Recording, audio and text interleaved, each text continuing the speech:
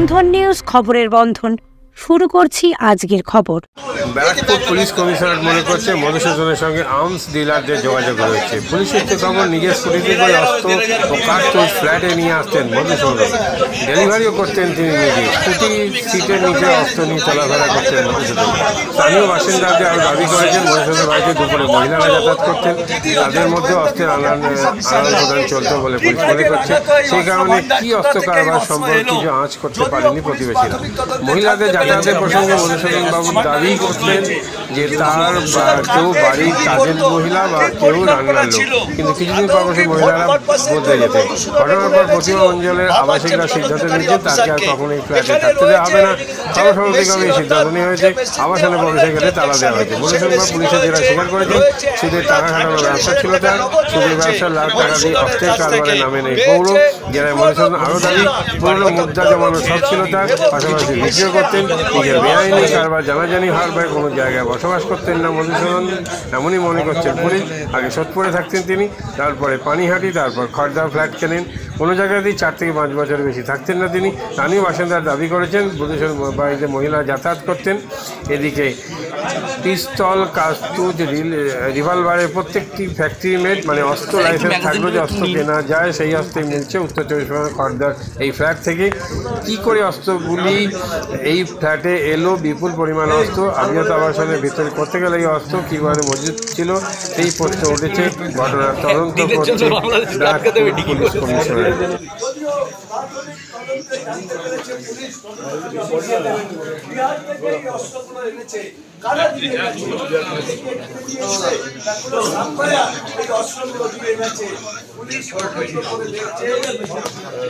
আমরা সরাসরি দেখাচ্ছি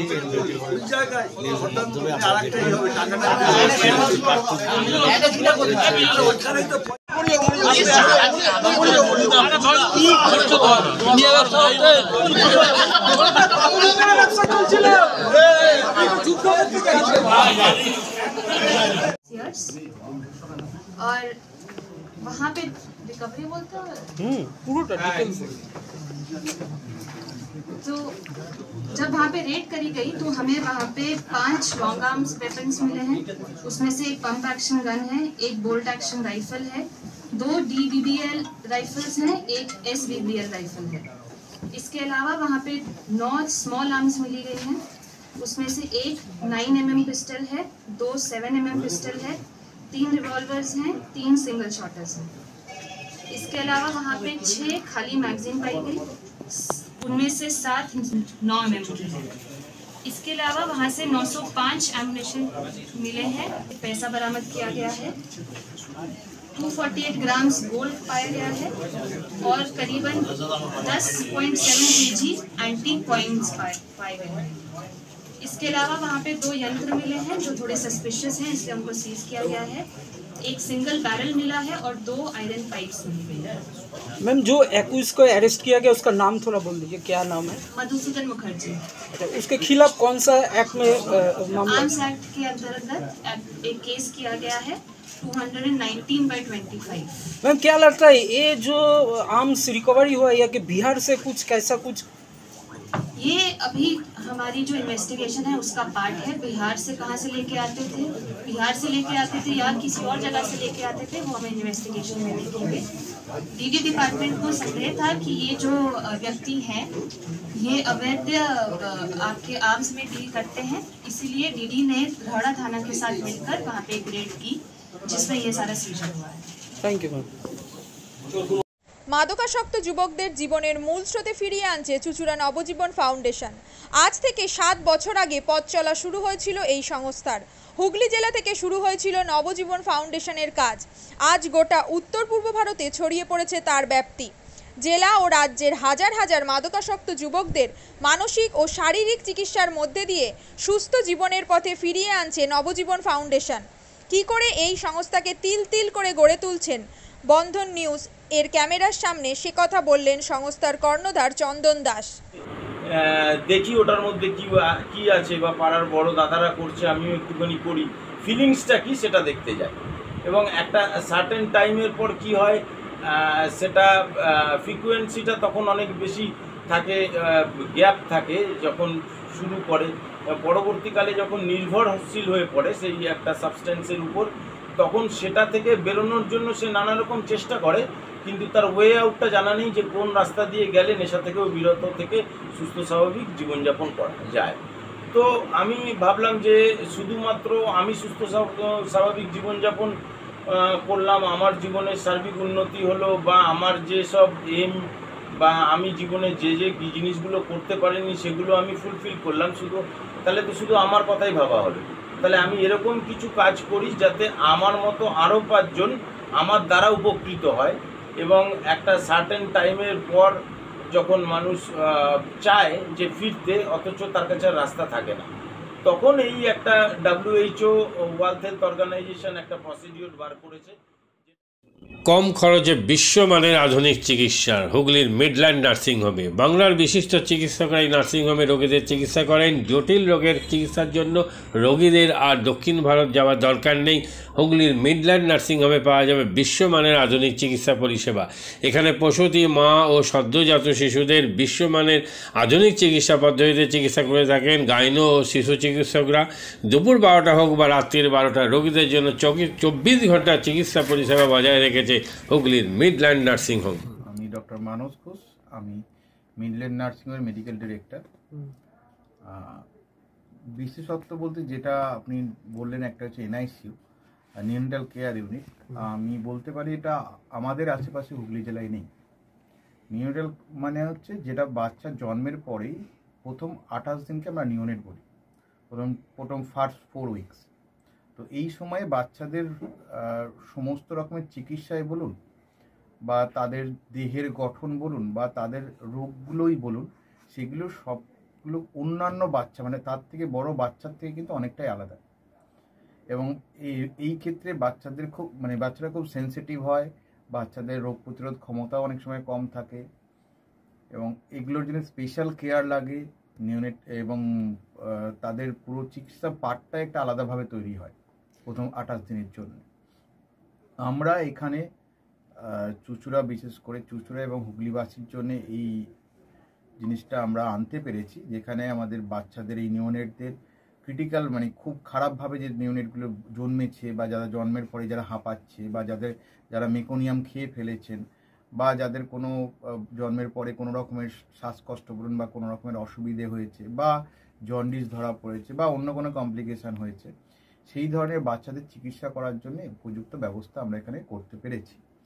তার ভিতরে আমরা বলতে পারি আমাদের এখানে ওয়ার্মার আছে সাফিসিয়েন্ট, আমাদের এখানে 6টা বেডের জন্য ওয়ার্মার আছে, এবং আমাদের এখানে phototherapy bilayer double surface phototherapy আছে যাদের কনজেনিটাল বা যাদের জন্ডিস ধরা পড়েছে তাদের জন্যে, এবং বাচ্চাদের ভেন্টিলেটার আছে আমাদের একদম নিওনেটদের জন্য।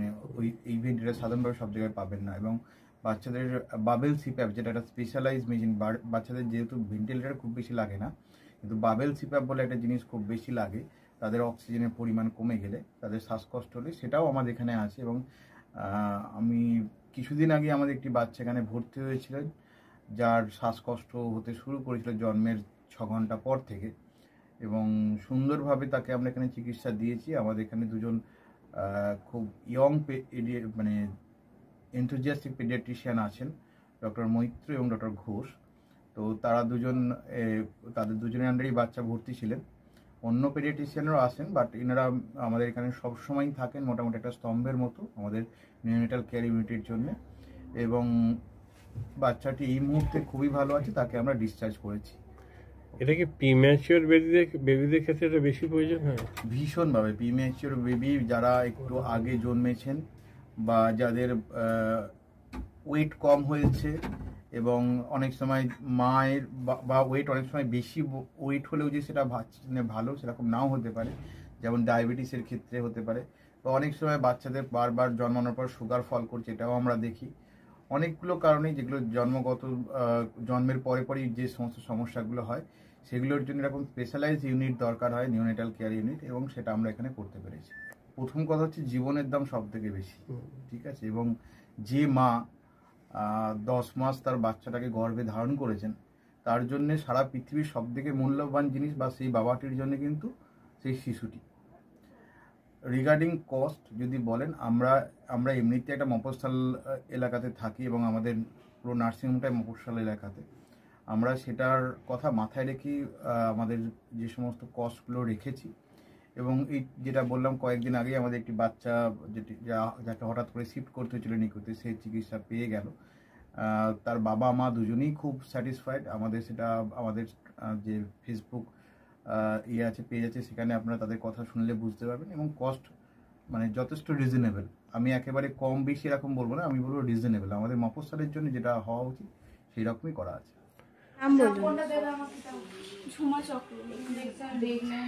আপনার কি বাচ্চা আছে?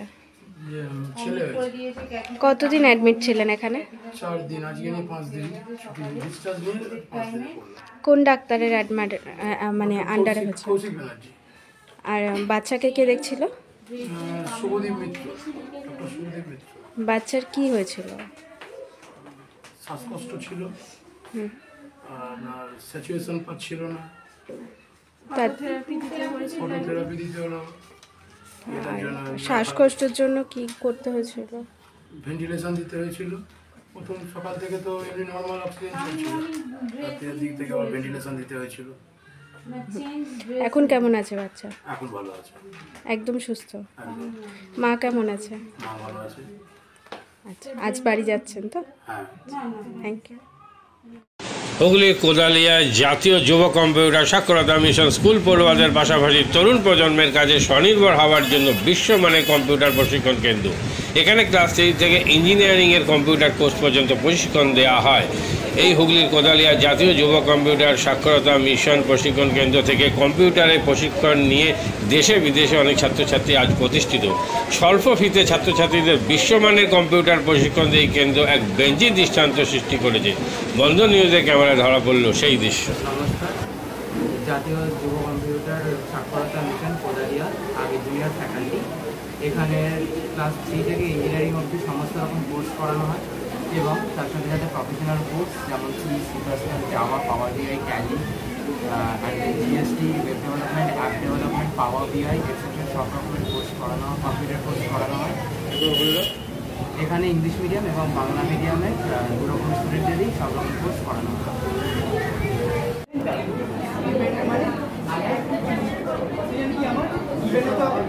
সেকেন্ড কি আমার ট্যালেন্ট গ্রুপ, রাইট? আমি এখানে কি করলাম, এই পার্টটা আমি বার করছি কাকে,